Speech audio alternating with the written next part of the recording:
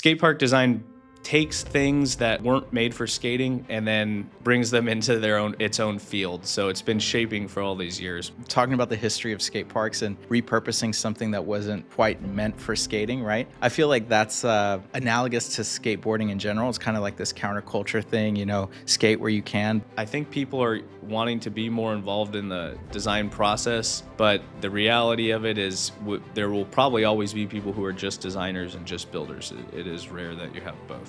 Because skateboarders like to quote unquote DIY, do stuff themselves, not many people are trained in design and then just decide to go into skate parks. Most people have actually tried to build a spot themselves, like build a ramp or build a curb or a box. And that traditionally has been the way that people get into our industry. Design is interesting because you can approach it just like with no rules, no framework, nothing. You can just start to, put paint on a paper. You can start to 3D model something. My name is Shane Yee, and I'm the Chief Design Officer of Skate Ecosystems, based in Austin. So we are a skate park,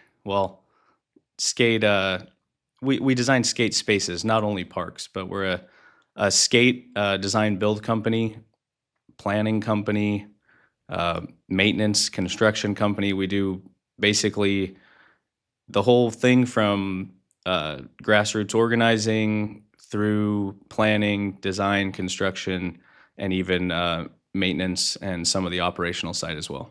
That's great. You see a project through from the very early days before it even exists, drumming up support for it through the design and through construction. I think that's really interesting. Not a lot of designers can say they touch a project, through all those stages. So where did all this get its start? I'm not really familiar with skating history. So that's a good place to start. Yeah. Yeah. So, how'd this whole thing start?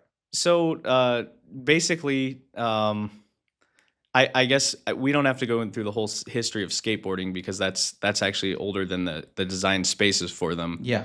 But as skateboarding got more popular, people started thinking about how would you design a skate park or an obstacle or a skate space. So you're dealing with it's a kinetic project.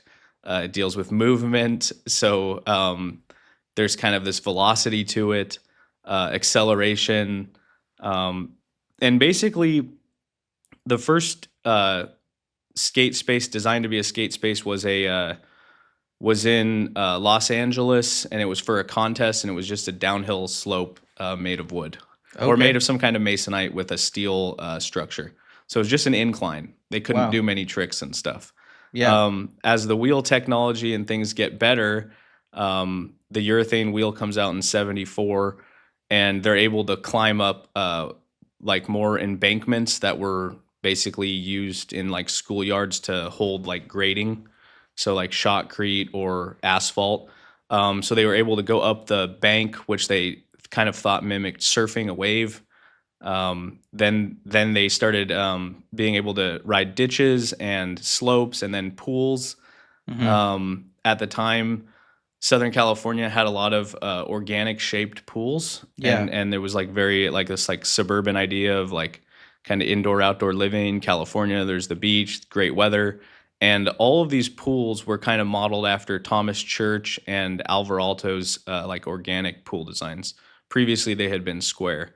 Bobby, my partner, the co-founder of Skate Ecosystems, has another theory that when you're doing the civil and you're digging, it's actually easier to make a curve than a square wall, which had been pretty much typical of pool designs before. So it's kind of was it Aalto's glass kind of breaking out of strict orthogonal modernism into his organic modernism, which was more about place, almost like a regionalism with modernism, kind of that Scandinavian, his curved wood, this kind of thing. So he was doing vase designs. Mm-hmm. And then that became the pool design for one of his famous projects, the Via Mairea. Anyways, skate park design takes things that weren't made for skating and then brings them into its own field. So it's been shaping for all these years. But the people who have been developing these in the public sector have always been Parks and Rec. Yeah. So that department just kind of fits with having a public utility or facility that is free for people to use, and or sometimes free. Sometimes there's a fee even in the public, but that's very rare these days. Most of the time, through the organizing and the planning and the constructability reviews, it's usually determined that the fee to enter would be just nominal, and it might as well just make it free. Hmm. And the maintenance is there is maintenance. There was the way that we sell them kind of is saying that there's no maintenance because it's just concrete, but we've actually discovered in the second wave of skate park design, which is roughly like the 90s till about 2008 ish. We're in like a late third wave of our field right now. And I could go through the definable features of that, but they basically determined that they're just going to be free and open spaces. So Yeah. when I'm thinking about doing a project, I think, okay, who's the Parks and Rec department people, and also then how. And then you have to think about what is the mechanism for a Parks and Rec department to allocate funds to a project. Yeah, that's a really interesting way to bring it full circle. Just talking about the history of skate parks and repurposing something that wasn't quite meant for skating, right? I feel like that's, I guess, analogous to skateboarding in general. It's kind of like this counterculture thing. Skate where you can. There's a couple ways we could go. So, what are yours and Bobby's roles in the company? So we're co-founders. Yeah, I call myself the chief design officer, which is basically like an executive role with a design twist. yeah, It kind of comes from like a Joni Ive from like Apple. that's great. The last guest here was also a chief design officer. So, Okay, there you yeah, go. so it's not an invented thing, I So, guess. Yeah. well, I mean, like they invented it as like it's like you're not the CEO, you're a CEO, but you have a little more style. Yeah. So No, that's I kind of like like what that. it is. I feel like that's a very natural, maybe progression of my career because I love, design, parametric, all this stuff. It would be really hard to let that go. So it Right. sounds like you're kind of similar, right? You like to have your hand in all that stuff. Yeah, I think that saying that you're a chief design officer also means that you also are kind of a business guy. Hmm. I think you might call yourself something else if there is like a salesy kind of leadership part of that title. And then my partner Bobby is heavily involved with the design since it's design build. So Yeah. we call him the master builder. Yeah. But I don't know if he's the principal of construction. I don't know.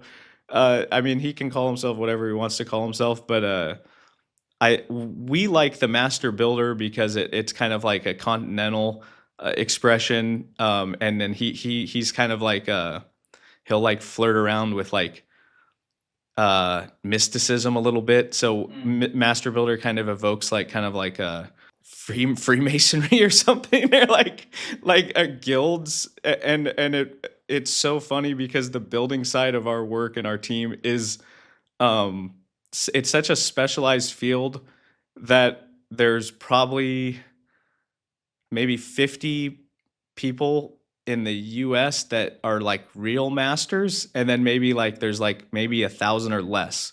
So if Hmm. you compare that to like normal concrete flat workers, Yeah. there's maybe 1,000,000. Yeah. But for us, so it is kind of like a guild. So everybody knows each other in the industry. Huh. That's so interesting. It's such a small community, right? Of It's people very who are small. building these kinds of skate parks. Wow.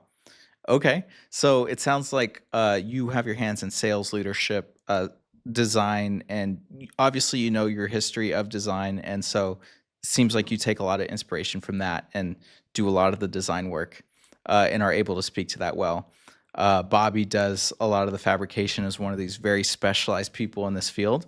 It's really interesting when those two worlds talk to each other. We find that a lot here at Andalusia too, right? Because you can't really have one without the other. So that's the principles of digital fabrication is that you design with the end in mind. So I think it's a really good and powerful when you have these two people functions really close to each other, and it sounds like that's what you guys have going right now.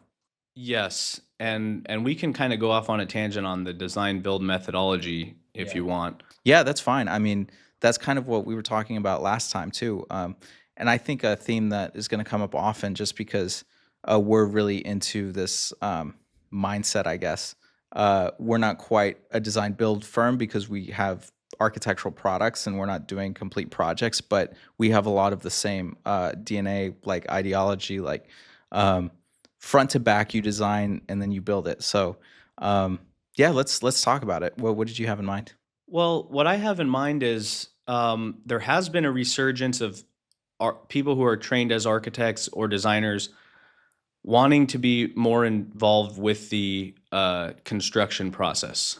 And digital fabrication has only made that easier because it's semi-automated, or Yeah. it's less rote labor intensive. But in the capital A architecture circles, for a while there, and even till today, we were really big on um, separating architecture from building, or like lay building. So you might hear people like Eisenman, etc., like talk about the drawings, and or like Patrick Shoemaker is like talking about how technically the Middle Ages, the Dark Ages weren't, there was no architecture because they couldn't identify like a plan set or a single mind. They were just kind of like added onto like the Gothic cathedrals over time. Okay, so the builders were the designers, almost like improvised. Inherently, yes, because there had been no printing press yet. So Yeah. the architect was a master builder who was Yeah. maybe even calling the shots in the field, which is like a big no-no in contractually in architecture in the profession, Yeah. because you don't want a change order. But with us, we can actually go on the ground, and Bobby could call me, or just I could be there walking, and we're like, that radius doesn't look right. We're going to change it. However, if you really want a solid, not moving project, I think design bid build is better. Is that right? Yeah. Can you explain the difference? Yes. So, like, if I really spec something out and I know that I'm not gonna necessarily be building it, which is happening to us in Waco right now a little bit. We have a project where we're only the designer. So then imagine me trying to do a spec or a construction detail of something that's a gradient curve. Yeah. How many sections am I going to cut? Yeah. It becomes hard to not do parametric design with engineering team with you or build team with you. So I guess moral of the story is I think people are wanting to be more involved in the design process, but the reality of it is there will probably always be people who are just designers and just builders. It is rare that you have both. Doing this design build process. So you guys, design the skate parks, and then you're out there in the field. Who's literally like shooting the shotcrete? Is that Bobby? Yeah, he's out there with the laying the concrete, and sometimes me. Yeah. Some of my work isn't the best because I'm out of practice, but Yeah. this brings us to a good point. Because skateboarders like to, like, quote unquote DIY, like do stuff themselves. Not many people are trained in design and then just decide to go into skate parks. Most people have actually tried to build a spot themselves, like build a ramp or build a curb or a box. And that traditionally has been the way that people get into our industry. They realize, hey, I could do this and take this to market. But the problem in that is that they're not trained in design. Yeah, it's so interesting because you have this like established process. You go to architecture school, then you get a master's, you get certified, you work under an architect, right? Like, so there's a very rigid laid out track. And then you have these DIYers who are building their own skate parks. So how do you, after you decide this, then do you have to now decide to go to architecture school and start back at the beginning? That's what I did. Yeah. Although I never thought I would get into skate parks. That's a whole different story. So did you start with skateboarding? I started with skateboarding and building DIY skate spots. And I realized construction and concrete's very hard. So I didn't take a construction path, and then I was more into fine art, and then that led me to the architecture path. So my view of architecture is kind of a departure from the pure problem solving diagrammatic like Bauhaus model. I see architecture more as a fine art, which is very different than just pure problem solving or problem finding. So my end is a little different. I'm trying to go for like, or my design philosophy is I'm designing because I'm in love with the world. So I might get inspired by something. Yeah. I see beauty. I like composition, and that led me to architecture. I think that that's a different architectural idea than I like to solve problems or do any number of math problems or something like that. Yeah, I mean, I'm sure you know that architecture has been called the most functional art, right? So do you like this merging of practicality and art, or because otherwise you would have just gone traditional fine art, right? Yes, I still might go traditional fine art. Yeah, is that right? Yes, but Yeah, this is what makes the skate park field interesting because they are they're ultra sculptural, but at the yeah, same time ultra functional. yeah. So it gives almost like I don't want to say that parametric curves have no meaning. The meaning is tremendously important to the culture. I think what you guys are doing is super important to bring what I feel is bringing beauty back into it, Hmm. or expressing the technology of the age, which I think is really important, like the zeitgeist. Yeah. But yeah, skate parks are interesting because like let's say you had a Zaha Hadid building.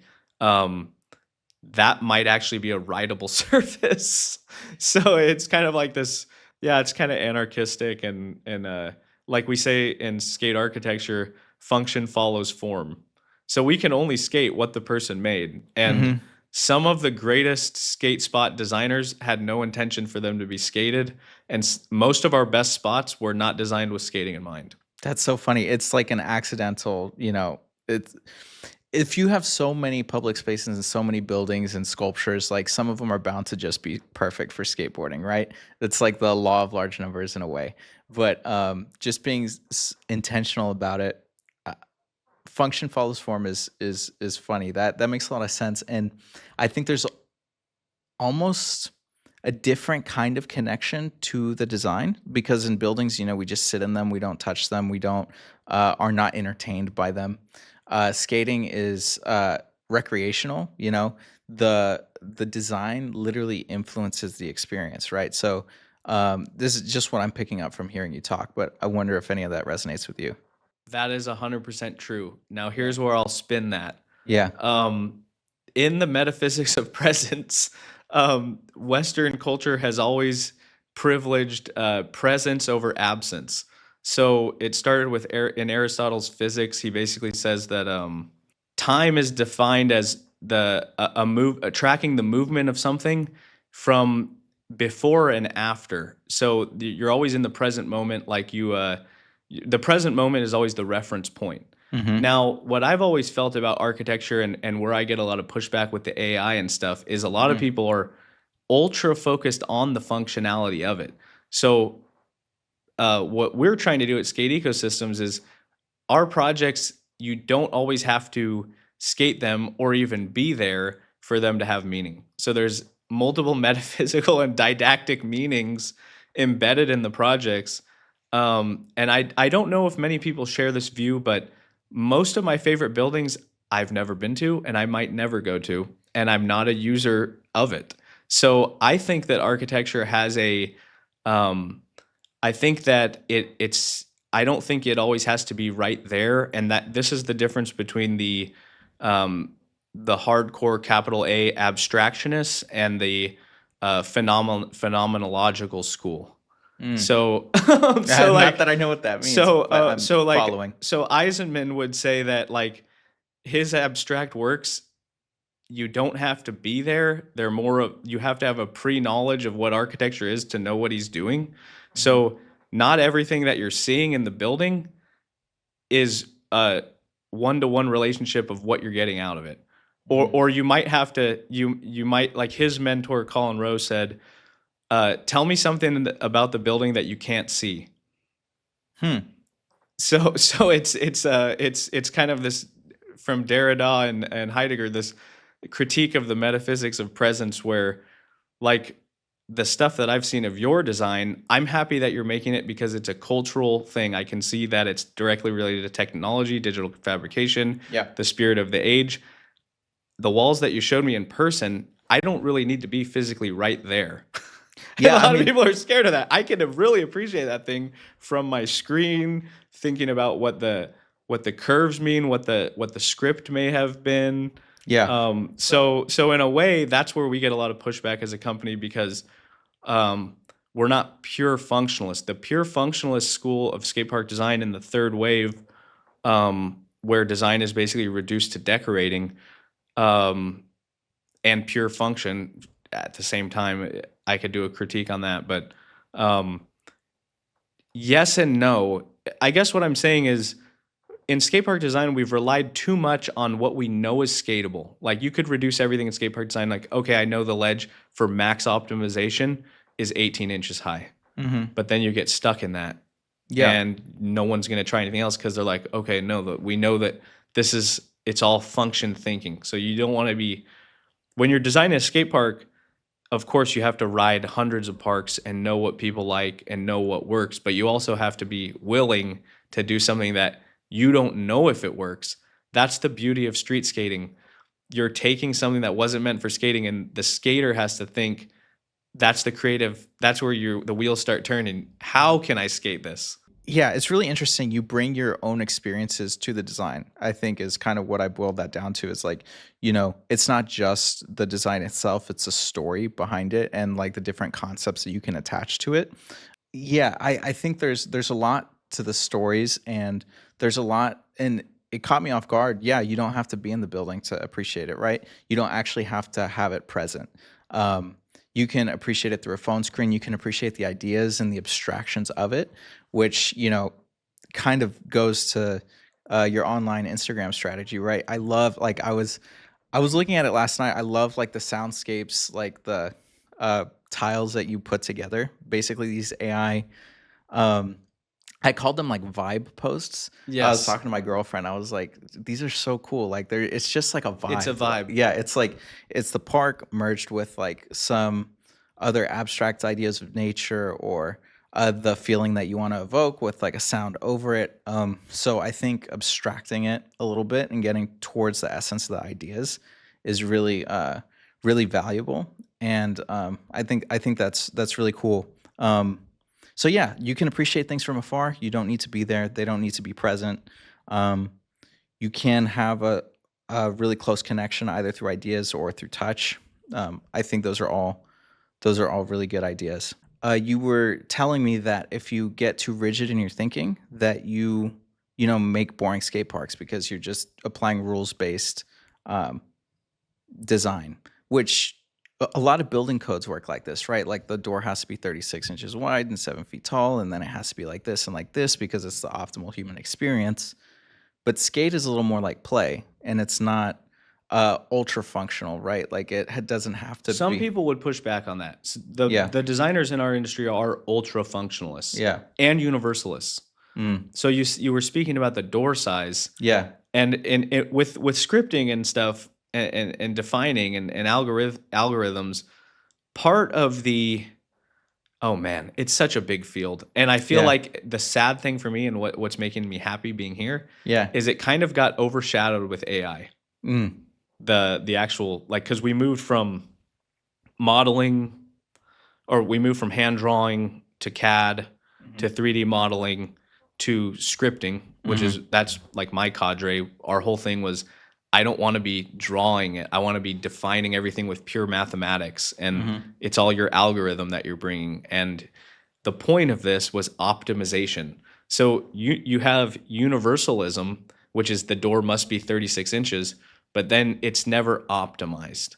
So here's a problem I run into a lot. yeah, I have to design for like some random like so a really good street skater who wants mhm, to skate like stairs, rails, and ledges. yep, Then I have to design for a transition skater. So what happens is in this ultra functionalist approach, something for everyone is that you get nothing for nobody. What you have is a compromised skate park. It's unoptimized because obviously the best street skate park wouldn't have any transition. And the best transition skate park would be all transition. And things would kinematically have to move through there. yeah, They move in different ways.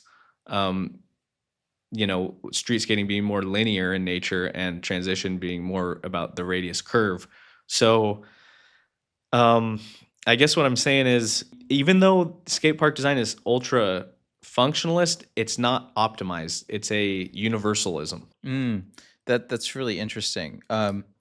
Because if you, like you said, if you make something for everybody, you've made something for nobody. And the whole point of like defining things and scripting, well, the whole one of the justification, not the whole point.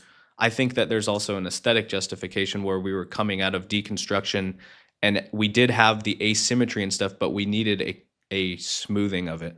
Mm, I yeah. think that is just the natural coming out of decon, but I mean we could go down that rabbit hole. But I think what the interesting thing though is, because once you constrain design in a certain way, like you've scripted it, you can actually start to get more creative. Like you can, you can use algorithms to create a more varied expression, which is like um, counterintuitive. But once you assign rules, you can actually start to get really creative, really varied expressions. from simple inputs. Yes, exactly. Because if you're thinking like, pen and paper, or we're thinking traditional modeling, all you can do as a person is pretty limited, right? So you end up with rectilinear forms, you end up with grids, you end up with really simple designs that, we can conceptualize. But once you unlock the power of computation and computing, then you can blow the doors off of that. You can have continuous gradients, like you can have Attractor repellers, crazy sine waves that you couldn't necessarily draw. exactly, yeah. But the thought, I guess, behind that, or what we were taught, and this was kind of stupid. I think they Yeah. should have taught it more like a fine art, where we could talk about composition and this gradient's like this and this. But what we were taught was that we were scripting for optimization.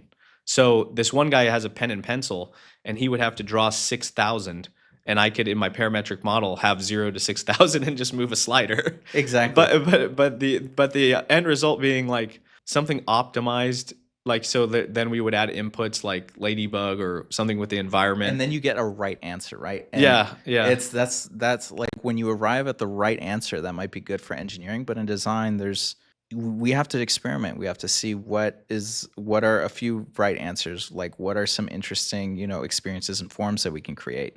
AI is good at this, like you say. AI is total form finding Yeah. craziness. Yeah. And it's so different than define what we were doing previous. This is why it's like I don't know. I followed like this Russian guy who does like parametric benches and stuff, and like there's another company called, I think, Pygato, and then you guys are like the newest one, an American in Austin, which is very rare in seemingly. I've never seen anything like this where it's like people doing parametric design only in the US, made in USA, parametric design. Very cool. Thank you. But since the what we were thinking behind that was like this form finding through like pure mathematics, algorithms, it's like an ongoing, it's like kind of like things people were doing with like abstract painting, like it's like computation, but AI changed it back to almost a fine art stylism where you're defining things with we almost had to go back to the humanities. We were so far in science math world that with AI you're going, I want this kind of sunset or this kind of curve or all white. Natural or language, right? It's language. So it's Yeah. a whole different but maybe we had to before we okay, here's another one. Yeah. So this is crazy because the beauty of the mathematics and the computation, like you're saying, having a sine wave or introducing elliptical geometry, crazy far out shit that you have to compute. Excuse my language. Yeah. Now that becomes a mere stylism of AI where you're just typing in, I want it to look parametric. And it's like, whoa, you totally missed the point. You miss some of the beauty because you don't understand the logics, the math, the composition, he had a cell grid. He made these cells in the middle smaller with this formula, and then he tweaked it with this. He did some weird like chaos theory kind of like or pseudo random number generator. If you lose all that, is it still parametric? If it just looks parametric? And then some of the Russian guys have been doing like kitsch, where they'll do like a beautiful parametric curved bench that's like so natural and amazing, and it's like, wow, he's doing all this with flat pieces of wood. But then he'll put like a ballerina dancer that's also parametrically cut up on the top, like kitsch pasted on, and it's like, what are you doing? That I don't know if they ever learned what they were doing. Mm. You know what I mean? I don't know if they ever had the theory behind it. And you have to have it in a way to get to the highest levels and the most refined. You have to have a theory, and Yeah. you can't just be making. And that's where I was talking about earlier. The kind of master builder and builders get a bad rap. It's because they don't know design and theory. Wow. Like there was like so like Michelangelo, I think, was commenting on Titian or something, and he's like a Florentine or in Rome and this and that, and the Venetians are more like a wild but a very artistic. It's like a merchant trading port. Very some people are like more like learned, maybe they're more academic, and some people are just like wild, amazing builders. Like it's more of like a pagan thing. I would say I'm more of like a academician, and Bobby is more like a pagan designer where it's like mystic or something. So Mm. what Michelangelo said is like Titian is so naturally good, but he'll never be able to reach us because he doesn't have design. So what he said is if Titian and the Venetians had design, like they disegno, if they knew what they were doing, they could surpass everyone in Florence and Rome. But since they didn't have that, it's always going to be kind of folk art, and you never want to be folk art. Yeah, I like, the older I get and the more things I learn, design is interesting because you can approach it just like with no rules, no framework, nothing. You can just start to, put paint on a paper, you can start to 3D model something. Um, but a framework can take you really far, right? Like so if you know principles for lighting, if you know color theory, if you know composition, then you can start to build on these principles, take them further, start breaking rules like you were talking about with skate parks because there's no optimization, right? This is just like a vehicle to like get you further. Um, and I've found so much value in frameworks, and whenever I start stumbling, like I'm like, and graphic design is still kind of like this for me. I'm like, "Oh, this doesn't look right, and I just like start moving things until I feel it's right. Um, if I start feeling lost, like I feel like I need to start reaching for frameworks. I need to start learning from people. I need to take a course or do something to just, get the foundation up. So I think that, yeah, this is really interesting because I think it's a conversation on where do you set your borders, constraints, what rules do you follow, what rules do you break, optimization, creativity. It's like using rules and breaking them to like get to the place you're trying to be. Yeah, I think I felt the same way as you, where if it's you start to lose it or you start to forget. So it's very important to have your ends in mind. Mm. I think that could be design in a nutshell, is knowing like the or your. So I don't really have a design methodology Yeah. or method, Yeah. um, because I was really inspired by this book, Against Method. Okay. So my methodology, or not a study of the methods, but my literal method is also generative and is based on the ends. Mhm. So like, if I have somebody who I feel like, or a community that might be a little more techie or something like that, that might tell me something about which design method I use. Mhm. If I have somebody who's a little more so okay, so for example, if I was like designing for Cupertino, California or Santa Cruz, California, I would maybe use a different design method for each community and tailor it to them. Mhm. Okay, so you're keeping the users in mind and the region in mind? Sometimes it's even maybe more anarchistic than that, because sometimes some people like to give primacy to the ground, Mhm. and sometimes so they go into a community and they're like, so like I said, it really I go a lot off feeling. Yeah. You so you could go into here, for example, we have a project in Hutto. Yeah. It's 45 minutes north of here. Okay. Their mascot is a hippo. Alright. So I could go in there and I Yeah. could say, this is great. I love the ground. I'm going to worship the ground, and I'm going to do the skate park shaped as a hippo. As a designer, you also have to question the ground. Sometimes if you have a row of brick buildings, they might need to take that city in a new direction. Maybe they're not ready to. You have to feel that as a designer. Are they ready Mm. for something new? So sometimes you do want to plop something that's totally far out, because that might Mm. maybe you see that's where they might be able to go. Or maybe you do something super conservative. In Del Rio, Texas, when Bobby drove out to deliver the sealed bid for the design build contract, I think like when they were opening them, they did like a city council like prayer, Yeah. which is like probably like some people would say, is that illegal to do that? But Yeah. so we knew instantly there something parametric isn't necessarily might not be the right fit for these guys. But it also doesn't mean that we do something totally hokey like a Spanish mission or something. Yeah. Like, you know what I mean? Like I think that I kind of lost my train of thought where I was going with that. But it's about the methods you use. I think that, you know, maybe some might be some I might want to use collage, some might want to use hand drawing, some you're trying to evoke this thing with the end users in mind. And skate parks have a lot of different end users. Yeah. And that is what makes it so hard because, like I was saying, with the something for everyone watered down approach to form making, skate form making, it's like saying that you're going to open a restaurant and you're going to be a Chinese food restaurant, Italian, Mexican, and I don't know, fish and chips, and you're going to do all of them great. There's no way. It's not optimized. It's universal. Yeah. So then you have to start thinking about, well, who's going to get cut on this one? Like in Waco, so some of the skateboarders that are in the street, because it's kind of like a jumping, kind of like a urban thing.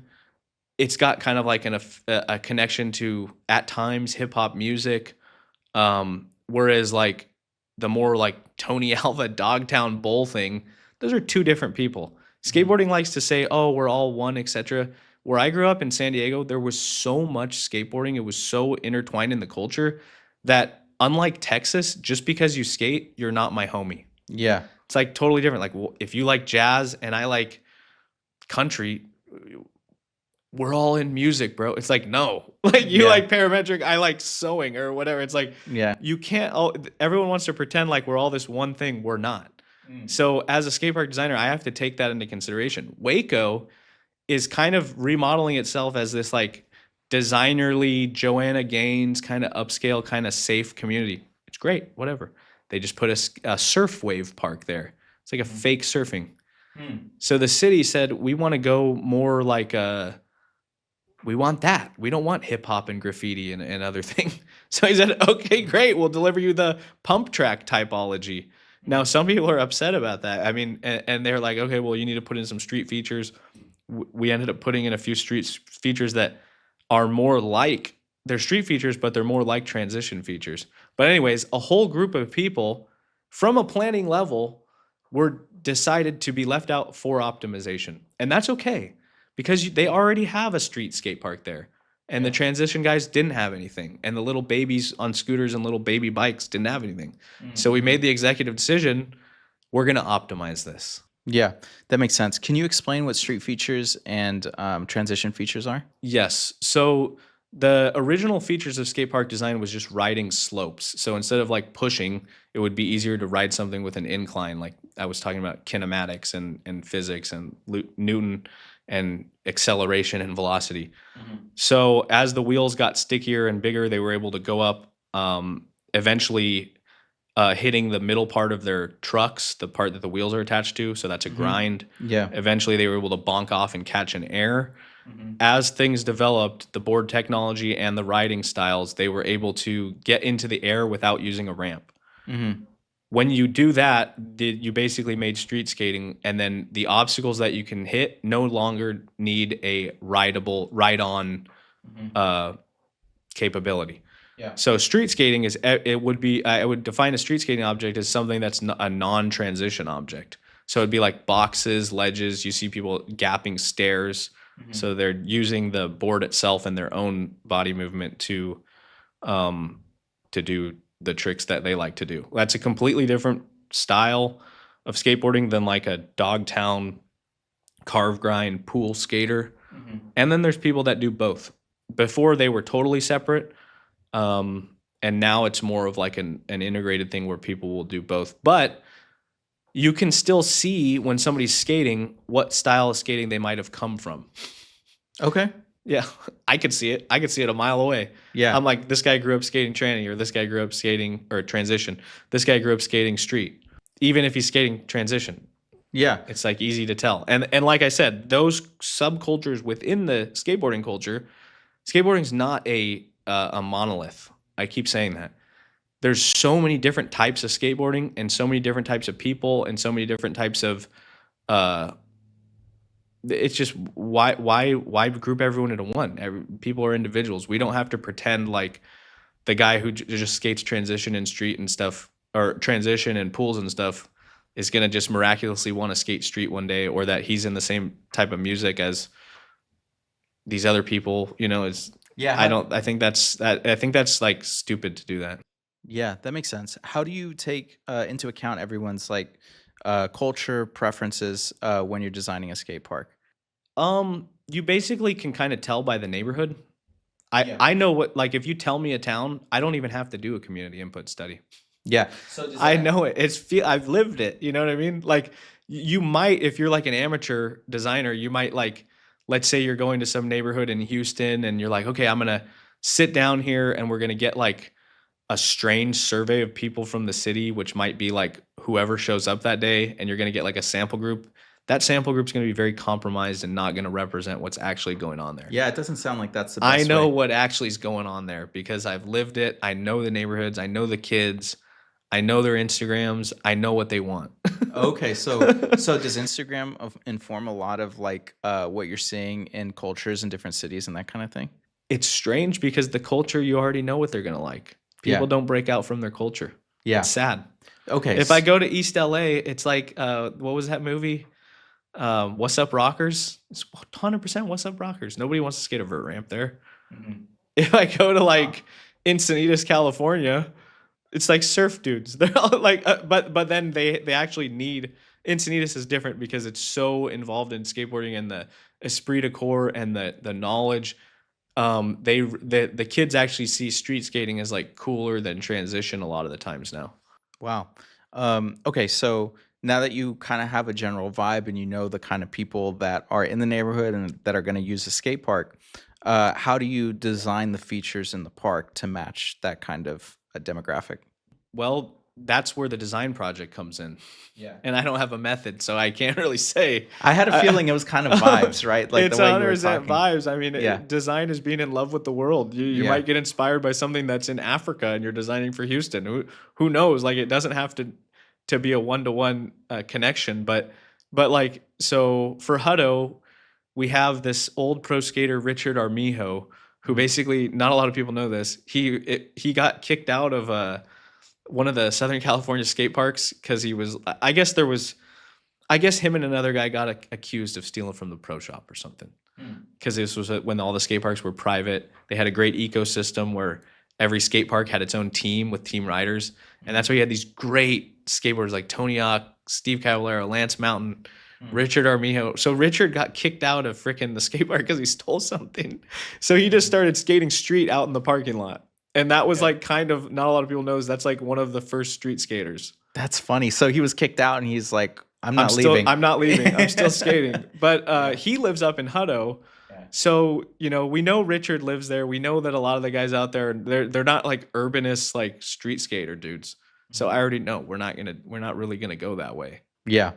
So does that mean more street features, boxes, high No, we wouldn't have that there because Okay. okay. So that was funny that I said that. Yeah. He's still a transition skater. He's Okay. very good, but he just happened to do street skating. But since he's there, we want to acknowledge Richard. So he kind of requested this kind of thing, and he's like, I got a crew of bros. They're always going out, and I know that he and his friends, the typology that they're requesting, are gonna skate it 100 times more than some person who just happens upon a city council meeting.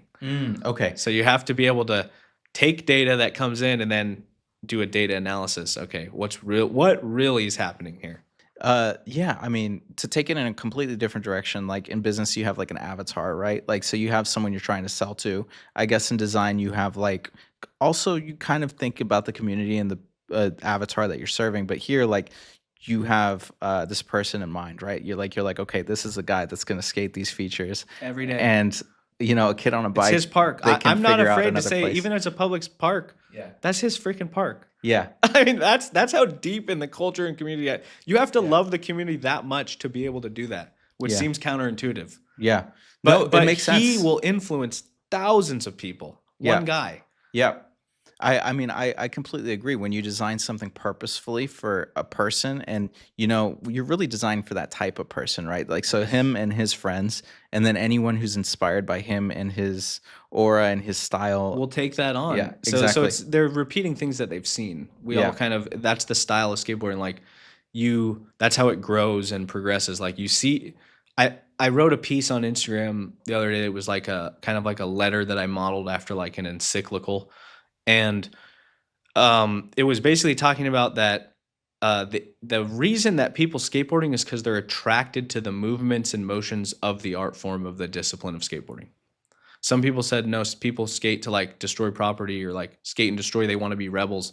I think that you could be a rebel like many different ways. You don't need to kill yourself trying to learn how to skateboard. It's not a very efficient way to do that. Definitely So I not. think that they see something and they see a kid like jumping down stairs or a rail and they go, oh my goodness, that's cool. I want to do that. Or they see like Tony Hawk doing a 900 and they're like, whoa, that's crazy.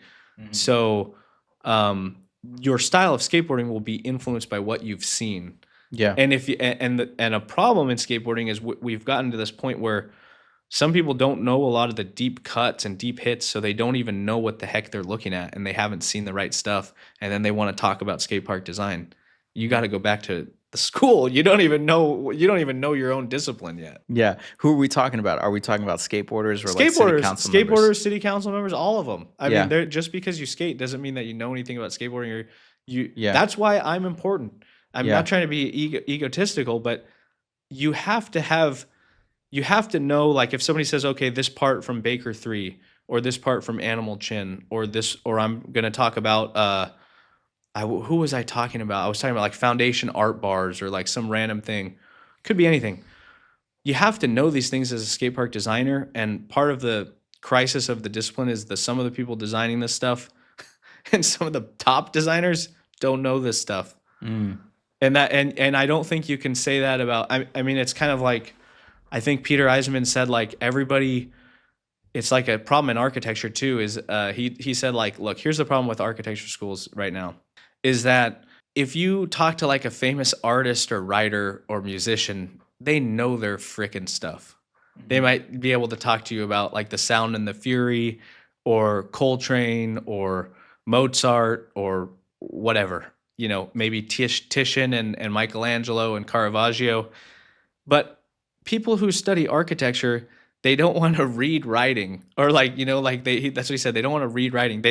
They just want to build. Like if you talk to, because it's such a common thing, you could go to anybody on the street and you're like, design me a house. They'd be like, oh, heck yeah, easy. Let's do it right now. Mm-hmm. But like not everyone would do that with like music or like, and then he takes it to the extreme. He's like he said, we've gotten so far away from the discipline of architecture. And I don't know if you've read Patrick Schumacher's new piece. It's pretty great. It's pretty damning. He says it's the end of architecture. Okay. But basically, and then people aren't taking it seriously and it's been hijacked. But if you had a room of people who were studying brain surgery, right? And you have the guy's head open there and you're with the scalpel and you're like, and you pick someone from the audience who's never done it and said, hey, let's go. Can you do the brain surgery? They'd be like, no, I'm not touching that. If I had a set of plans here and said, hey, do you want to come design the building? They would all be like, oh, I know exactly what I'm doing. Yeah, that's funny. I mean, you need context to be able to do these things. Yeah. It's a serious discipline. Yeah. You can't just jump into it willy-nilly. And in the skate park design field, some people have jumped into it willy-nilly. And that's a shame. And and the skate parks are suffering because of it. Yeah, I mean, if you gave me an afternoon, told me to design a skate park, I'd probably do something like your sine wave thing that you showed on Instagram. And but that's cool I'd too. call it done, right? But that's cool too. I mean, here's the thing though. I mean, I always it's a both and. It's not an either or. And a lot of the times it's contradictory or it's kind of like circular where that's okay too, because like I said earlier, the best skates. My view of skate park design and Bobby's view of skate park design is that we have a unwavering belief in the skateboarder that they can skateboard anything. If you don't have that, your design process is a lot different. Mm-hmm. So like, let's say you designed a parametric sine wave and it's in concrete or whatever it is. Mm-hmm. I think that's almost better than contemporary something for everyone, vanilla, functional, because that's a cultural project, and that might be able to be more sustainable because one, it inspires the skateboarder to think of the space in a way they didn't think of it before. They actually have to the wheels have to start turning. Like if you just design the same 18-inch high flat bar or bench every day, Yeah. you could just and you're just what's the point? There are non-places. Yeah. Why go there? It's the same one over there. There's no. But if yours is unique, it becomes a cultural. It brings it into the cultural sphere, and it makes the skater start thinking about how they could start skating things, and that's the importance of skateboarding. I think I know the answer to this question already, but if you design something, unique, something that hasn't been seen in another, park or something like truly novel, do you think that that will influence the skateboarding styles and the tricks Yeah. and, Yeah, 100%. the culture in that area? So that does happen. Yeah. We had so like I'm a Washington Street skater from this DIY skate park in San Diego. Mm-hmm. The way that I skate is influenced by that park, and other people who can go to that park, they can't necessarily skate it on day one. Yeah. It takes like about a week or 2 weeks to even get to like a remedial, and then to find the deeper lines, that takes like many years. And my style of skateboarding, you can see the Washington Street in my skating. So that's what we want to have happen. And what happened is in the third wave of skateboarding design, skateboard park design, where basically it was all privatized, the insurance went upside down, and then it was like the dark ages. Everyone was just doing private backyard ramps. Then the public said, okay, then street skating happened because there was no skate parks.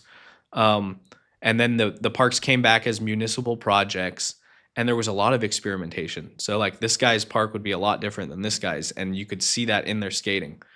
Now the regional differences are all gone because it's the same contemporary skate park product. And that's kind of like why Bobby and I started the company, is that we were tired of the same mixed skate park product. Yeah. Do you get pushback when you present something that looks different? 100%. In Del Rio, we designed it was like a fountain. We instead of doing an empty pool, we thought it would be a novel idea to do an empty fountain, like the fountains of Rome or something. And the centerpiece of the park is this like double compound curve fountain that doesn't have water, but it has like a giant agave Americana in the center. Okay. It's kind of like a commentary on drought. Okay. What's the function of that? But people found the function of it, and because that center island is there and it shoots you into all these other pockets, you get an experience that you're not going to get at any other skate park. Yeah. And people started going upside down into the upside down part of the curve. And it was also hard to build. That's where Bobby comes in. Yeah. Does Bobby enjoy like this kind of invention when something, a new challenge comes up? I think that he couldn't work without it. Yeah. I've told him, dude, here's what we're going to do. Let's try this. Like, let's do some interesting, like, because my background also is in construction management. So I said, let's do something. Let's just go Chinese style. We're going to order like 20 concrete trucks, and we're going to pour overnight with like 100 dudes. And the skate park will be done in like 2 days. And I've mapped out every single thing, pour schedule, everything. He doesn't want to do it. It doesn't inspire him. I think the true heart of the builder, they need a problem to solve, and there needs to be a little bit of, I don't really know. And then like his world is even so much more mathematical than mine, because I'm more the guy who's going to like plot it and set it to the CAD cam. And there's tolerances, but he really knows the tolerances. If you're a builder, you really know how uneven everything really is. Yeah. You know what I mean? Yeah, I get it. I mean, that's I mean, you guys here are this is like state of the art. Like you can really get the tolerances perfect. And like you're showing me that bending up thing. Yeah. I totally get it. Cause sometimes it's not gonna, when you bring it into the physical world, it's not always, it's just not perfect. Yeah, I mean, depending on the material you're working with, the medium, you always have to make these considerations. And, I'm sure there's different ways to mix the concrete. I have an engineering background, so I did a bit of concrete design. So I just know how complicated it is to get the material right. And Yes. then when you're working with it, depending on your mix, it can be runnier, solider, or cures at a different rate. So I'm sure all those things, come up. He handles it really well. I think he thrives on it because I'm like in more anxiety ridden when it comes to the pure fact that concrete you get one try. Yeah. You can also demo out concrete, which I've done with a jackhammer, and that Yeah. is it's okay. You could start over, but you've lost your truck, you've lost a day of work, you've lost a day of labor, and Hmm. it starts to eat into your bottom line. Yeah. So yeah, I mean it's scary, but that's what makes it exciting. Yeah. You get one shot. When we were doing Del Rio, and we're working with, it's really fun. We can talk about the materials now because it is a design build thing. Yeah. We talked a lot about design, the build part of it, the engineering, where the rubber meets the road. Yep. We're using this uh, medium that is used for like erosion control and like massive civil projects, and we're using it in a way that is so, the curvature, the tolerances of a wheel, and the glass finish. Hmm. That's what also drew me to skate park design coming back into it, is that we have these monolithic, curved, glassed finish concrete surfaces. I mean, it's just a beautiful medium. Yeah. I mean, even if you don't skate, you said you're looking through the Instagram page and you're like, you liked it, right? No, I did. Yeah, I enjoyed it. It's nice to look at. It blurs the line between art and function, and all the ways you were talking about. So what is glass finish? What does that So, mean? okay, so the glass finish is basically like there's different kinds of urethane, Okay. from soft to hard. The harder it is, the easier it is to rotate your wheels not going in a straight line. So you can do like reverts and power slides. You're going against friction to do certain things. So if you're doing a tail slide, you need to like your wheels, your tail will be on the deck, but your wheels will be still hitting the transition or the ledge sometimes. Mm-hmm. So you need the concrete to be smooth. Yeah. You also don't want to really have like a broom finish because if you eat it, you're going to get torn up. Yeah. So not only do we have to get the mix design right, perfectly right, and shoot it in the right way with the right pressure, the right pump. With Del Rio, I'll speak to that a little bit. I don't even know how many people in the world can do this. Yeah. We had to bring in this guy, Greasy from Florida, who Bobby could have probably done it, but he's like, I'll use a helper on this one because, or I don't want to say helper. Maybe Greasy's the master because Bobby's like 35 and I'm 34. So some guys have been doing this a long time. Yeah. Anyways, we had to bring Greasy in because we just thought this is Del Rio. We got to do it right. The city needs this. So what you're trying to do is shoot concrete into an upside down, like there's no formwork. It's pure shotcrete. Okay. So we had to put an accelerator at the nozzle, which speeds up, accelerates the curing, so it can harden right when you stick it. You see what I'm Wow. saying? So it doesn't fall back down on you. You're shooting Yeah. concrete upside down. Oh This my is like God. an engineering feat. Not a lot Yeah. of people know this. That's crazy. Yeah. And then right after that, you have to kind of hope that it stay. I mean, we had some fallouts and you had to spray again, but then after everything sets up, that's when you come in with the finishers. So unlike like flat work where like, you could make this fairly easily, whatever, you need people to be kind of like climbing all around, like up on walls that are like 10 feet high and they're hand troweling it. Oh, wow. So it's very Yeah. labor intensive. It's Uh-huh. crazy. I think that I'm a pretty good troweler. Okay. But there's guys that are better than me. But that's what I was saying. A lot of the people with the DIY background, we all did this growing up. So you learn, okay, don't hit it with the metal. You have to first hit it with the wood float. Otherwise, it's not going to come out right, and you might bring the big rocks up to the surface, which you don't want. Yeah, because that's talking about eating it. I'm sure that wouldn't be fun either. Yes. Hitting one of those rocks. Yeah. And then getting your jointing plan right. I mean, we could talk about the construction and engineering. Yeah. Sure, you could be really hot with your construction and stuff, but if there's no design still, that was what Michelangelo was saying. If there's no design there, it's just like, okay. Yeah, the worlds have to meet, right? Like you can design anything, but you have to be able to build it. And then, knowing those constraints really well, knowing your tolerances, and you can say, okay, we probably can't do this crazy upside down shotcrete thing. Yes. So yeah, I think it's a good team that you two have going on. I don't think that we always I mean, our thing is like we don't always know how to build what we're, even if we're going into it.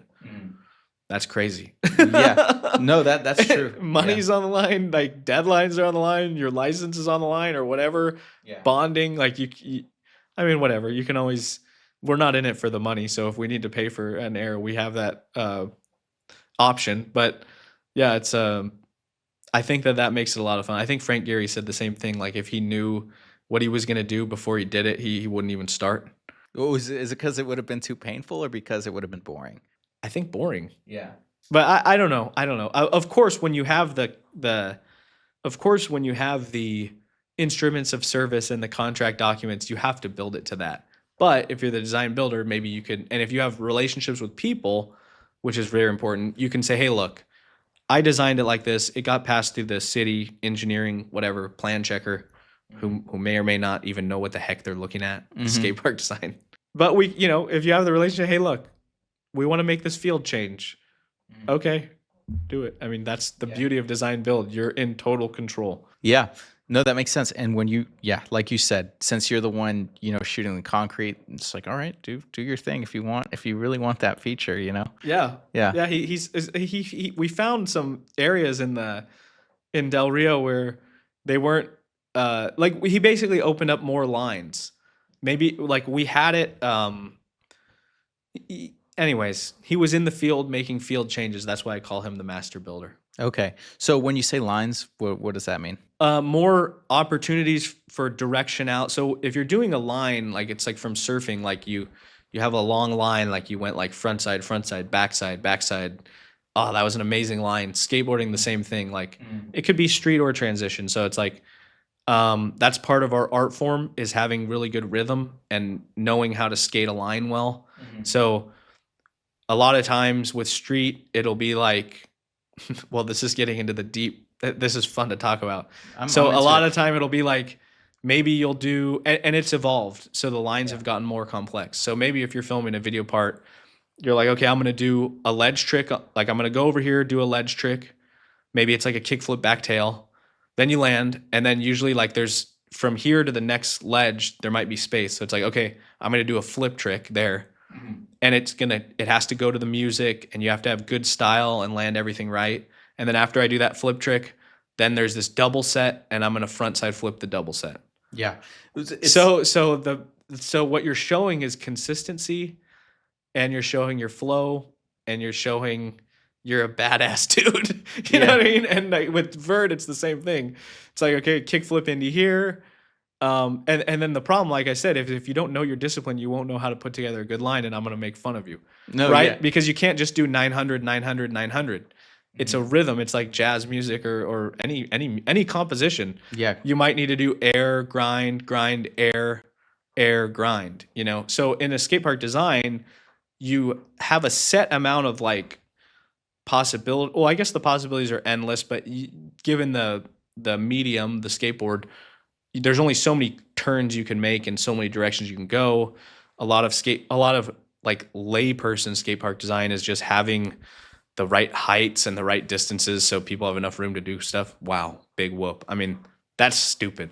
Yeah, I could teach you that. I could write a spec sheet, but that's not really going to give you the skate park design. You know what I mean? I know that's not what you get excited about. Conforming to the rules, right? Yeah. No, that makes a lot of sense. So, I'm sure you have an idea of a couple lines, when you're designing the skate park, you're like, oh, this would be cool. So it's sometimes I know you said you leave it open-ended for people because with AI, I find the lines. Really? So the skate park comes first, and then I'm thinking, okay, what could you do there?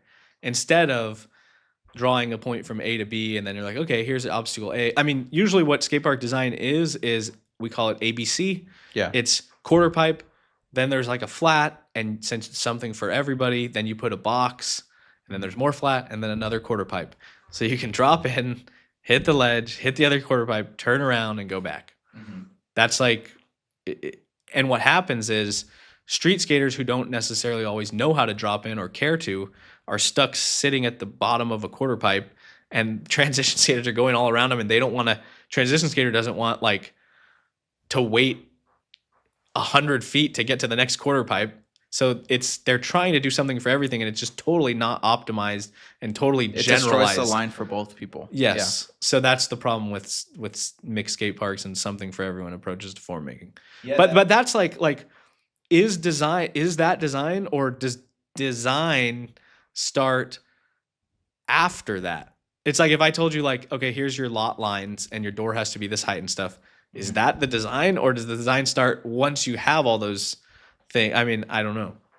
Yeah, I mean, so we talk a lot about designing within constraints. I feel like a broken record on that point, but yeah, you have the boundaries that you can't cross, and then you can negotiate those. You know, if you have to later. But I mean, the point that you're making is a good one. I think that something for everybody is not the approach. You know, because now it's making more tangible sense to me because it doesn't accommodate anyone fully, right? Yeah. So if you did have to make those accommodations, would you make like one like transition area and then one like street area? I think that's what people are advocating for now, and that's what we did in Waco. What we need to have is skate master plans to where this is already kind of sussed out. So it's like, okay, this year's park is going to be all street, so it's optimized. Here we're going to have all transition, and then what we're trying to do is make the skate network, which is basically like so many skate trails and paths that lead to these different nodes throughout the city, where you could just drift through the city. And yeah, it's just, I mean, the whole city's skatable, and there's all these different optimized experiences and things. That's like a skate video game or like Tony Pretty Hawk or much. something, right? Like you have, area to area. Or I think whatever. Tony Hawk video game is like good inspiration for people to like just get the idea of like I don't know. When I was growing up, it was the last stages of like you actually go out and just street skate and like find things. Now with social media and like video parts and stuff, like people are like, okay, I'm gonna drive to this one spot where I know I can do this on it, and then they're trying to get that. So it's like very like market driven or like ends driven. But I used to just take the trolley in San Diego and you just find spots and skate the city. That was what we did. We did this guy Kevin Marks, who does like a skateboard like library, look back library. He like gets all the skate magazines that ever came out and has like a whole like volumes. We used to do this thing called the Run, where you start at this top of the hill near Balboa Park, like 5th and Quince, and then you bomb the hills and find spots, and you end at this vegan restaurant, Pokies. So from start to finish, it's like a critical mass, but there's no route. And like top pros would skate. It was so fun, but you never really knew where you were going to go. Like sometimes, okay, we're bombing this hill, and then the guy in front turned there, so we turned there. And then we found this moment in the city that was like sloped, and we sessioned that for a little bit. And then we went over here, and then you're running from cops over here, and we all meet up down there. So I think that what we're trying to do, Bobby and I, is get it back to that kind of raw experience where it's less of just a capturing one trick. That's good too, because the art form is the skate video in our discipline. Like that's how you see other people if you don't see them in real life. And that's how you capture the composition too.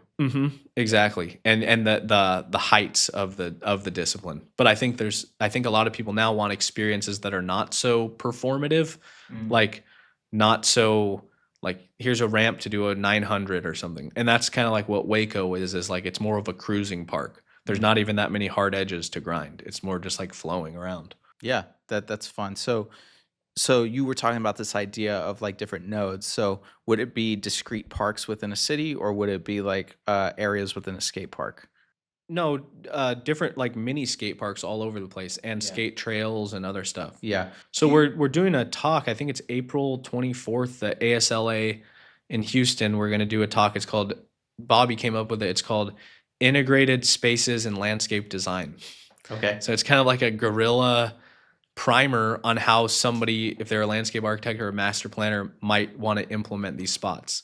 Because traditionally we've been tucked away in the corner of parks and rec departments and been treated as kind of like equipment, it's like gym equipment. And our whole thing is like, it's a cultural project and an art project and a design project. Yeah. So it's a little different, but yeah, we're just trying to come up with strategies to integrate these things into parks, and maybe talk to how we can break out of the skate park.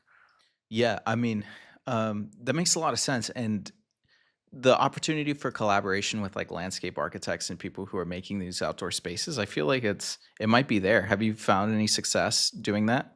Not yet. Yeah. So that's something. That's like a very modern or contemporary idea. I mean, they've tried it for a long time, but it's never really stuck. But now there's a really big movement going on in France and some parts of the US with like the skate urbanism thing. Um, I mean, there's already benches, and so you don't need to. People could just skate everywhere. You could just legalize skateboarding everywhere, and Yeah. then you wouldn't need to do this. But if you wanted kind of a little bit more of separation, just so people aren't getting hurt. I mean, that's the point of having an architect is people don't get hurt. But Mhm. yeah, the just kind of pushing that idea more. Yeah. I mean, I hope you find success with it. I think you could create some really cool spaces like that. I think that's where we're going. Because traditionally what they did is said, okay, all these kids are street skating in downtown, so we definitely need a skate park. And then they would put the skate park right across the street from the police station. Oh, and then that was purposeful, I guess. 100%. Yeah. And that's like where I come from in San Diego. That's like very normal. Okay. Poway Skate Park right across from the police station. Carmel Valley Skate Park, same parking lot as the police station. Does that create tension with the skateboarders and the officers? I think it like I think so. Yeah. Because I mean, what Bobby and I are trying to do is create like lifelong memories for people. I mean, these are like places where if you're a bunch of high school kids and it's late night and I don't know, maybe you're out like hanging out with your friends or whatever, and you're going to the skate park. It's a public space. Like I don't know. We're trying to make it like a dazed and confused like world. I mean, these are spaces where there's no coach, there's nobody telling you what to do. Um, I don't know. There's some of the last like wild free spaces with like weird artistic people going to them, or people who are like athletic. I mean, people outdoorsy people. I don't know. I don't know. There's not Yeah. one size fits all, but they're interesting spaces. I mean, you might go to the skate park and uh, maybe people are like doing something they shouldn't be doing in the back bowl. I mean, whatever. Yeah. Are you trying to accommodate different types of mediums, I guess? So you have bikers, you have rollerbladers, you have kids on bikes, you have lime scooters. Like, are you trying? Like, I know that you don't want to open it up that wide because then you lose the purpose of what a skate park is, and you really want to serve the people you want to serve. But like if you're talking to a landscape architect and you get them excited about this sense of community, maybe they do want to have these like pockets for different kinds of people. The thing that's the tragedy of our discipline is that like all of these other activities have always been at skate parks, but it's sad for me to see that there's no scooter park designer. Maybe there is in Europe. Like Maybe. one, like Yeah. random. I think I saw like an all scooter park, but like Is that right? so like we're all using the same radiuses Yeah. and that shouldn't be happening. Mhm. There's no way that if I'm designing for skateboarding, it's going to be optimized for a BMXer. Mhm. Yeah, they can ride it, but that's a whole different side. Yeah. That just doesn't. It's not true. There's no way that you could be.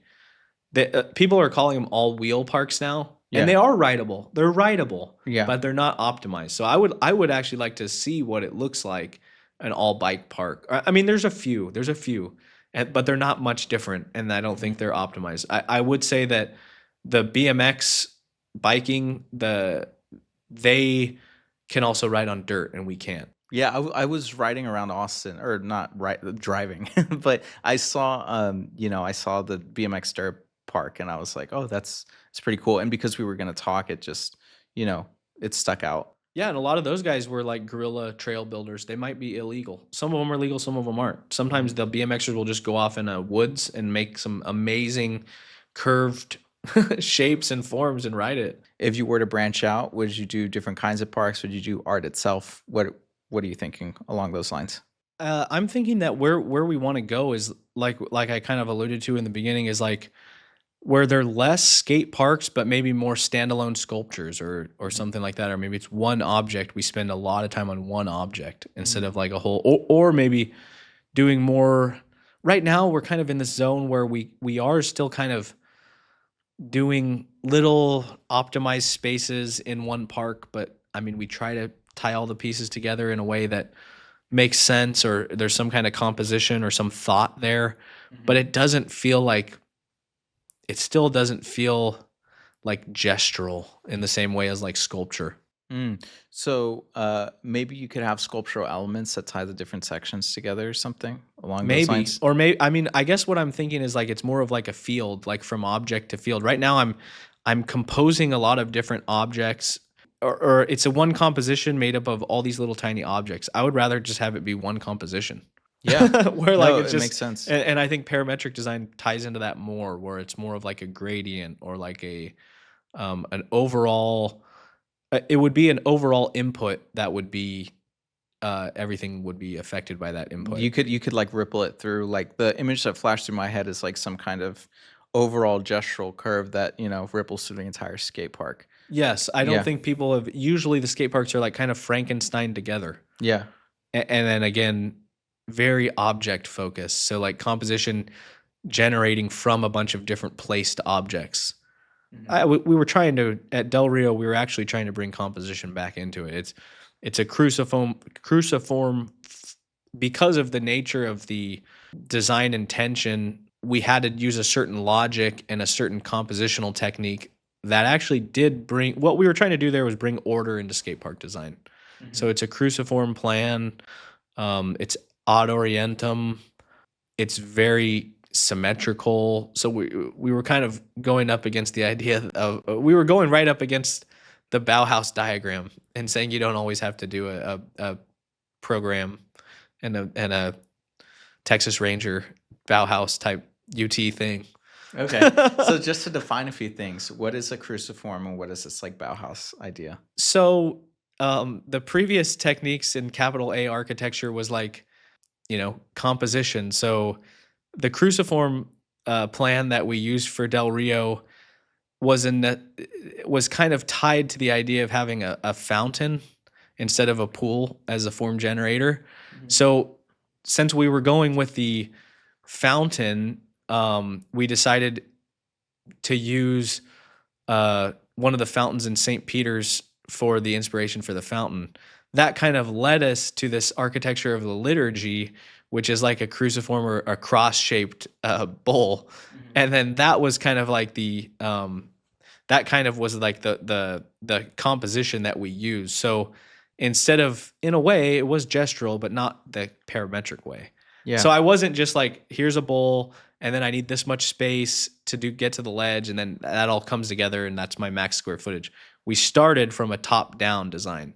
So top-down composition, as you know, is a lot different from form finding or bottom-up design, whereas it's more of this, like I was saying, the Bauhaus diagram changed everything because it was more about problem solving with disparate nodes coming together to fit functional needs, and the composition didn't have to fit into a finished box. So Bauhaus is kind of bottom-up design. Yeah. But with that, you lose a lot of, or you change what composition is to more like datums, or like,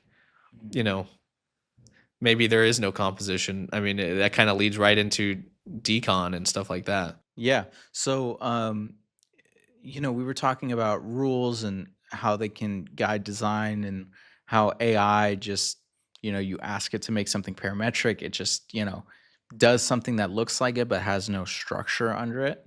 But it is great for form finding. So, like in the early days of a design, are you exploring like parametric ideas and using language to tie, the vibe of the region to like something that an AI can generate to like an idea that ties a skate park together?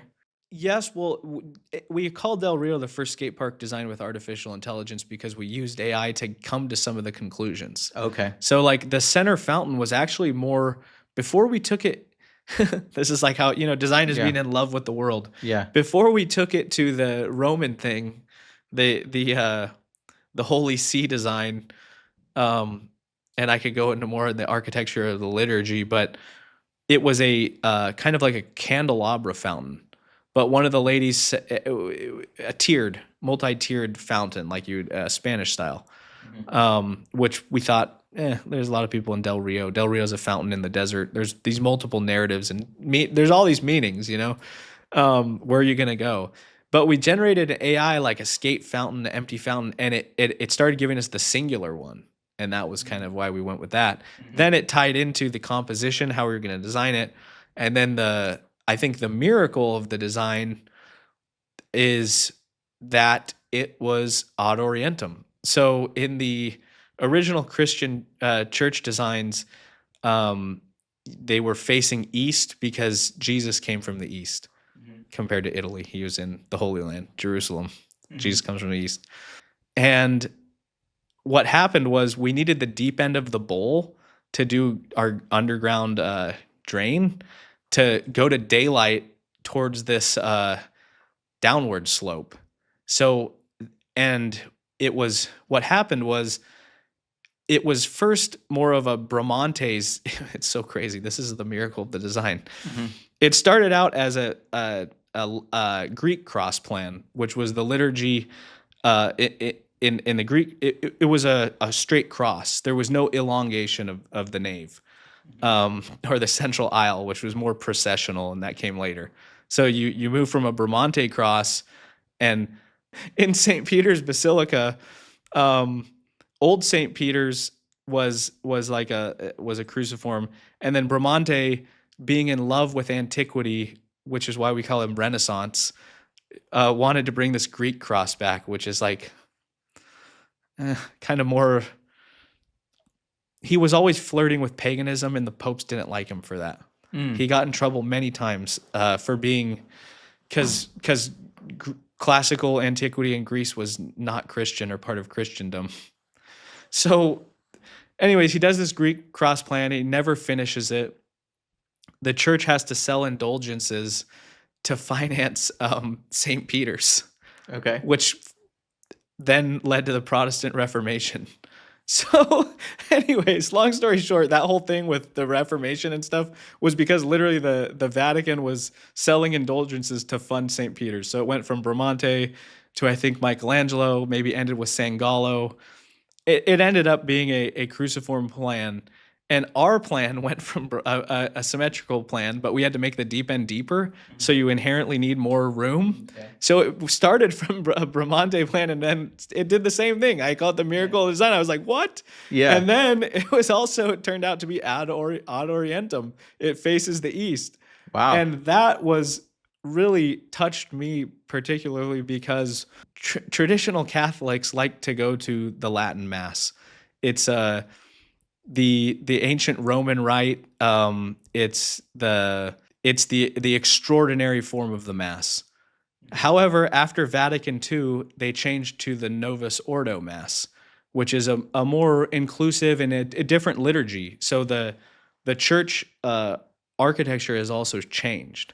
So they stopped actually needing to make churches ad orientem. They had already stopped before, but now it's totally not a thing because you don't need it. This bishop in Tyler, Texas, who was very critical of Pope Francis for being a modernist, his idea is that the church changes with the time, or in a way, revelation is cemented, but it still hasn't been revealed to us all the way. We're still learning more about it.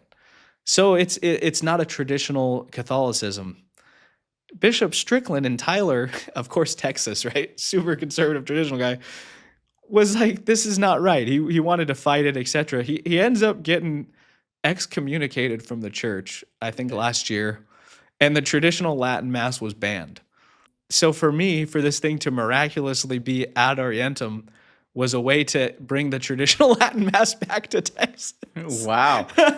The symbolism runs deep. That's the miracle of the design. There's also a whole bunch of other things, like, it's also a skate project. It's also a garden. So we were trying to, traditionally in skate park design, there's like slabs of concrete.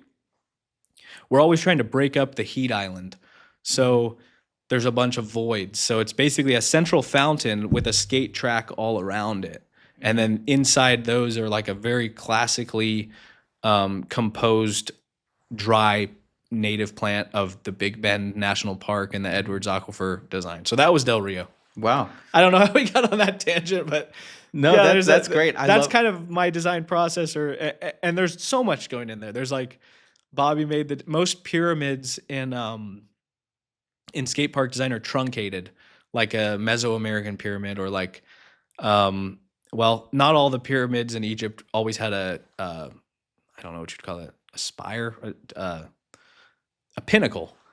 The actual what we think of a pyramid, not all Yeah. of them are like that. Okay. Only certain ones in like Giza, and maybe a few others. And some say that it was like gold or whatever. So in skate park design, the reason you have it truncated on top is sometimes you can gap it, Mm-hmm. or you could stand on top of it and drop in. Yeah. And you can also do a trick on the lip. If you eliminate that and do an actual pyramid with a point, nobody can really stand up there, and you eliminate a lot of the possibilities. So we had to decide, do we want to be functionalists, or do we want to be go with in love with the world? And we chose to go in love with the world. So Bobby was at this Mexican restaurant in Del Rio, and he had some crazy like Illuminati Rocky Erickson pyramid shirt. And I know he's really into like the guilds and building. I said, dude, are we going to be functionalists here, or are we going to make a statement? Are we going to make a composition? Yeah.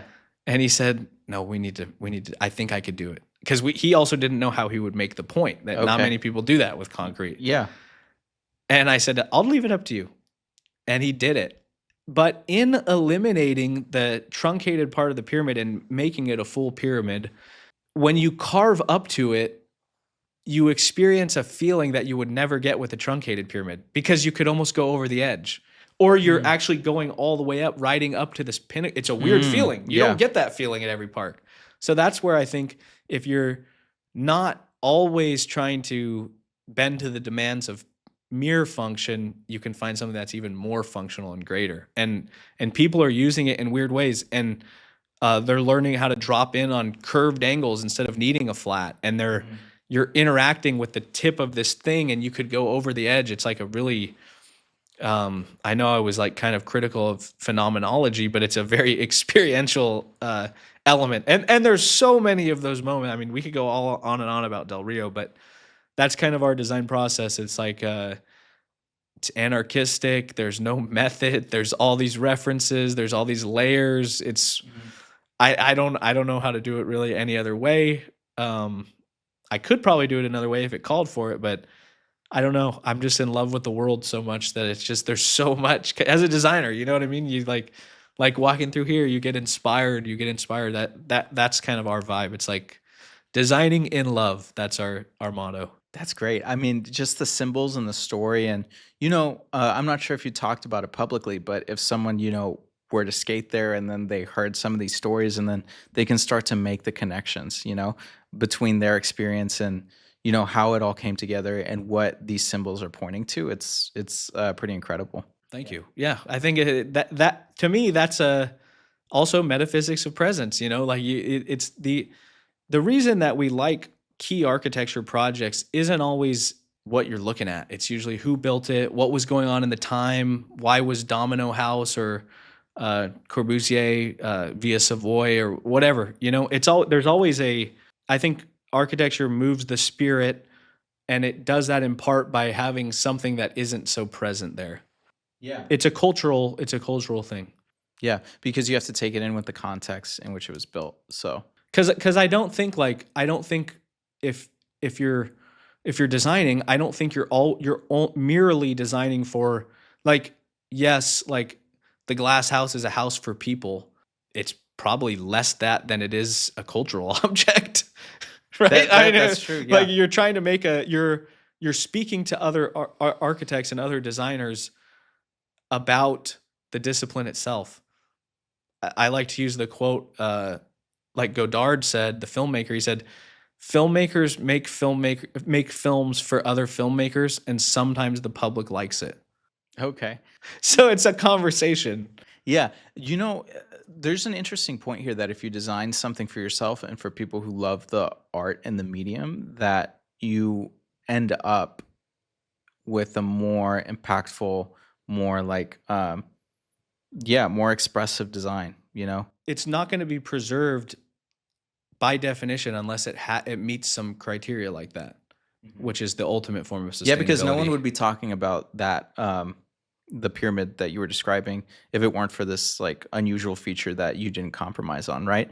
Has it taken on any life of its own? Have you seen anybody posting about that? Yeah. Yeah. Yeah. Some architecture, like design people that don't usually do skate parks posted it. Hmm. People are traveling from other states to skate it. Yeah. It's in a very remote area. So Really? so that's hard to do. Yeah. But as we get closer to the metroplex or the capital, it'll be a lot more accessible. So we're kind of building, we're a new company. So we kind of started in the desert. That's also funny. Del Rio's a voice crying out in the wilderness. Yeah. And then we're moving in as Hmm. people are seeing, okay, these guys can deliver. They're people of their word. Del Rio was supposed to be like contractually like 4,000 square feet, but we ended up doing 8,500. Okay. Yeah, more than doubled the size of the Double the park. size, Yeah. same price. Yeah. We just said, you want to do something fun here, or do you want? I said, look, we have to go all out because you just have to go all out. I mean, it becomes more than just it becomes not just a profession, but a vocation. The difference is the vocation is committed to something, a higher purpose. Yeah, that makes a lot of sense. So, what are your ambitions? Moving forward, you kind of alluded to it. You want to get closer to the Metroplex. Closer to the Introduce. Metroplex, introduce it to more people. Yeah, do Yeah. more cultural. I would love to be like outside of a museum or in a university as like a sculpture garden, but it's also skatable or something. Yeah. I don't know. I think it's just the scale, the finishes, the curvature, the concreteness, even the street expression of like stairs and boxes and rails. There's a lot there. I mean, you guys are doing a lot of that, like paneling, and there's so much that we haven't explored in the design of skate spaces and skate architecture. Yeah. Well, We're just scratching the surface. I'd be excited to see you guys, take a crack at more of these parks and see more of your work. Um, how do you showcase your real projects? Because it's kind of intermixed right now on your profiles with some of the more conceptual, abstract stuff. So, how are you getting the word out about, the Del Rio and the other projects We you've worked have on? other projects, and I mean, of course, when you're responding to an SOQ statement of qualification, we add those, Yeah. but it's kind of like we reached a threshold where it's like almost like a deep love for like Piranesi. Mm, The unbuilt stuff is almost more important than the built stuff because it shows you what was possible using the technology of the time, and I think that people are picking up on it, and it might actually be more impactful. So I would say that is the real work. really? That is the Wow. real work. I think that was hard for me to come to terms with it, and maybe people are like, "Oh, that's a cop out. You whatever." You guys, but it's like, no, that's our work. I mean, it's like, Yeah. I think that is the work. I would like to put out a book of it. So Yeah. that's probably where we're gonna go this year later. Yeah. Okay. So more of that material, maybe a book coming, more projects, coming closer. So yeah, I mean, the more we're talking, I think the mission is bigger than the built environment. I think it's like just the ideas and the concepts and the vision of what a skate park is. Yes, I think design allows people to fall in love with the world. Mhm. So maybe the kid goes there and he sees the fountain and he ties it to Rome and goes to Italy or something. Or I don't know, maybe it inspires you. Maybe he takes. I think that they are skatable. They are usable. They are community spaces, but there's also so many different layers of love that people could fall in love. That's Yeah. the whole thing. Like I fell in love with your guys' work here. I was like, wow, this is really touching stuff. It's very not everyone can make that. You know what I mean? Yeah. And then the forms themselves are composed and the light and the shape. Yeah. Thank you. I mean, it's interesting because it's not even a constraint on the fabrication side. It's just your imagination, your ability to generate these concepts, um, which is the work that you're saying is the real work. Is the So real work. And yeah. and also like we did talk about design build, but to go back to like I was saying, people are critical of building or how they would differentiate is that architects don't make buildings; they make drawings of buildings. So it's really the drawings. Yeah. The drawings are the representation of the idea. Yeah, that's true. Those drawings are meant to then build something, which is, I guess, the difference, right? Like, because if you make art, then that's meant to be consumed in and of itself, though Yeah. the architect's drawings are like part of a process, I guess. But would you regard an architect's set of drawings as art? 100%. I think that is where I think that people have lost that with, I don't think that composition of the drawings are as important.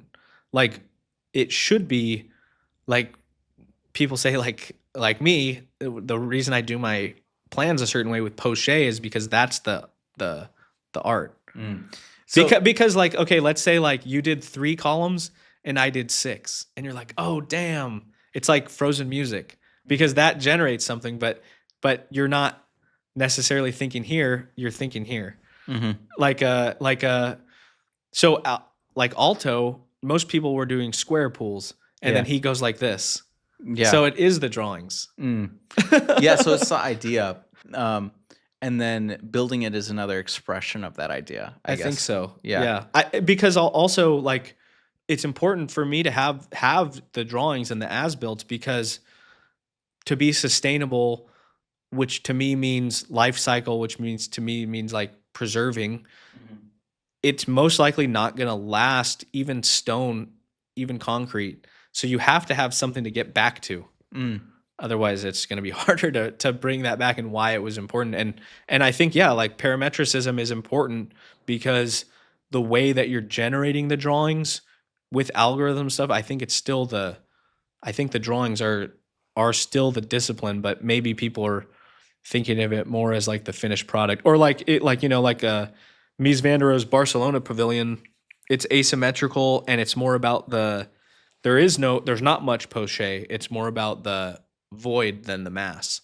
So he was showing you there that instead of doing like thick lines like with poche, he was doing like little dots, or like a line and a dot.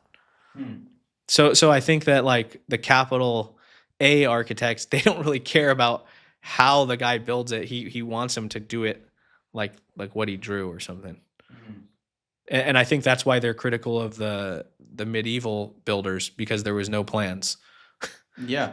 I mean, But look at what they produced. I mean, we're in a time right now where the Dark Ages were seen as like this totally backwards, messed up place. I think in the next few years, people are going to go really into that, and like maybe discover that like this cloistered life and these so-called Dark Ages, like, because right now, of course, the Renaissance is like the best. yeah. Well, I mean, now maybe modernism, but like people see that as like, oh my gosh, that was like the high point. I think because some of the literature, there's a book, The New Dark Ages. Peter Thiel's talked about this in a weird way. But yeah, I think people are going to get really into like the medieval scholastics as opposed to the Renaissance humanists. I think we're on the tip of that. And I think that the design build methodology coming back is kind of like, we haven't really, I mean, we have people who are saying that they aren't architects, but look at like the Milan Cathedral or something. I mean, it's like, or like Notre Dame. Like, it's like, I don't know. I think that, yeah, I think that I don't know everything I've been saying about the drawings. Take it back, because that was my formal training, but I'm trying to figure out more about what like who was Thomas Aquinas and Bonaventure, and who were the scholastics, and what was that? Because I think that is really an untouched thing in architecture and design. Most people go right to Alberti, or then they'll jump the Dark Ages and go to Vitruvius. They won't go in the Middle Ages.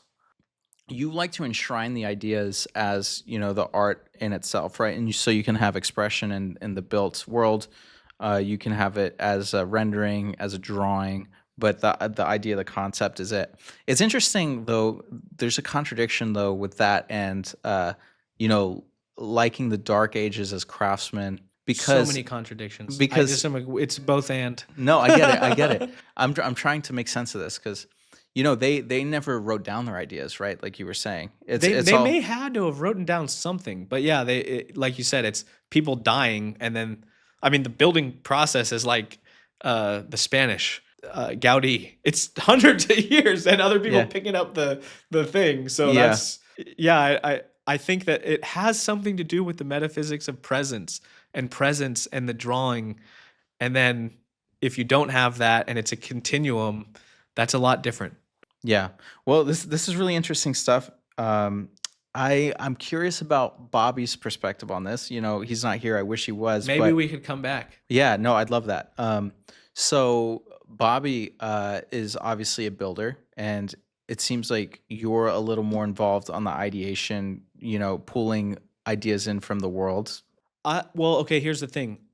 Because of my insane formal training and education, Yeah. highly overeducated, I'm able to make connections that he might not be able to make, but he is very heavily involved in the design process. Okay. I think he might be more in love with the world than I am because he is able to feel more in a way. And I'm a deep feeler, but this guy will be like loves the ripples of a pond or something like Mm, that. And then to come from a building background, it's just so different. We have to get his perspective next time. But I would say that we complement each other a lot. well, thanks for coming by. It was really fun having you here and talking about some of these ideas. I had no idea about what all went into skate park design, and then even after that, your perspective on it as a fresh one. So, yeah, so it was a great conversation. Thanks for coming by. Thank you, Oscar. Thank you.